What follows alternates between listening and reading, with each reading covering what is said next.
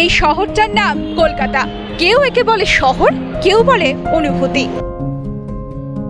এই রাস্তাগুলো শুধু মানুষ হাঁটায় না, এই রাস্তাগুলো অনেক গল্পও বয়ে নিয়ে যায়। সেই গল্পগুলো ধরতে আমরা আসছি এক নতুন স্পন্দন নিয়ে, ইনফোপালস বেঙ্গলে। কলকাতাকে কি নতুন করে চেনা যায়, না কলকাতাকে মনে পড়ে পুরনো বাড়ির দেওয়ালে, ট্রামের শব্দে, এক কাপ চায়ের ধোঁয়ায়? এই শহর মানেই নস্টালজিয়া। এই আড্ডাগুলোকে ছুঁয়ে থাকবে nostalgic Kolkata. Kolkata is equal to nostalgia. কখনো কি মনে হয়েছে আজকে একটু মন খুলে কারোর সাথে গল্প করতে ইচ্ছে করছে? কেউ বিচার করবে না, কেউ থামাবে না, শুধু শুনবে।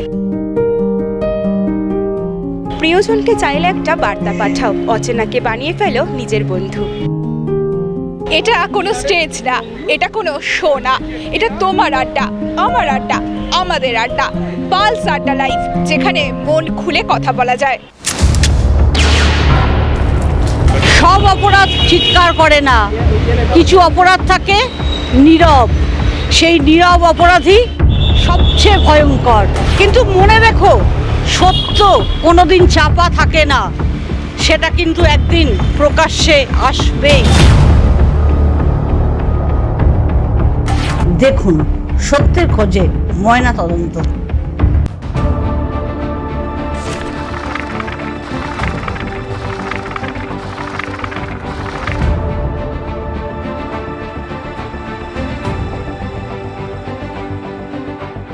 ইতিহাস শুধু বইয়ের পাতায় থাকে না, ইতিহাস লুকিয়ে রয়েছে আনাচে কানাচে, স্মৃতিসৌধে, একটা পুরনো রাস্তার মোড়ে, অথবা কোনো বিস্তৃত নামফলকে, যেখান থেকে উঠে আসে হারিয়ে যাওয়া বাংলার ইতিহাসের গল্প, ইতিহাসের পাতা থেকে।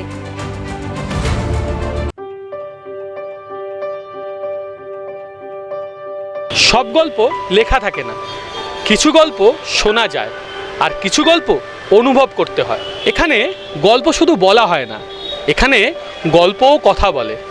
শোনার মতো গল্প নিয়ে আসছে গল্প কাহন।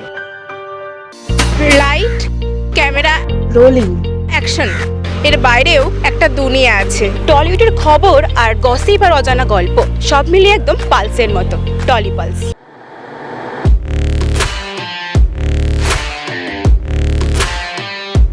স্কোরবোর্ড সব কথা বলে না, কিছু গল্প লেখা থাকে মাঠের বাইরে। ফ্যানের আবেগে, হারের যন্ত্রণায়, আর জয়ের আনন্দে। মাঠের বাইরের সব খুঁটিনাটি খবর, খেলার আসল গল্প নিয়ে স্পোর্টস পালস। এই মাইকটা আমাদের না, এই মাইকটা জনতার। প্রশ্ন করবে মানুষ, উত্তর চাইবে আম জনতা। কারণ এটাই আম জনতার আওয়াজ, এটাই আম জনতার স্পন্দন, জনতার পালস। সব গল্প মূল স্রোতে চলে না, কিছু গল্প চলে আলাদা ছন্দে। চেনা পথের বাইরে, চেনা মানুষের বাইরে, যা কিছু আলাদা, যা কিছু অন্যরকম। পালস আপডেট, চেনা ছন্দের বাইরে। এই শহরের প্রতিটা স্পন্দন, প্রতিটা গল্প, প্রতিটা প্রশ্ন সব এক জায়গায়। এটা শুধু চ্যানেল না, এটা হলো মানুষের পালস। আমরা আসছি ইনফোপালস বেঙ্গল নিয়ে, সত্যের স্পন্দন, বাংলার কণ্ঠ।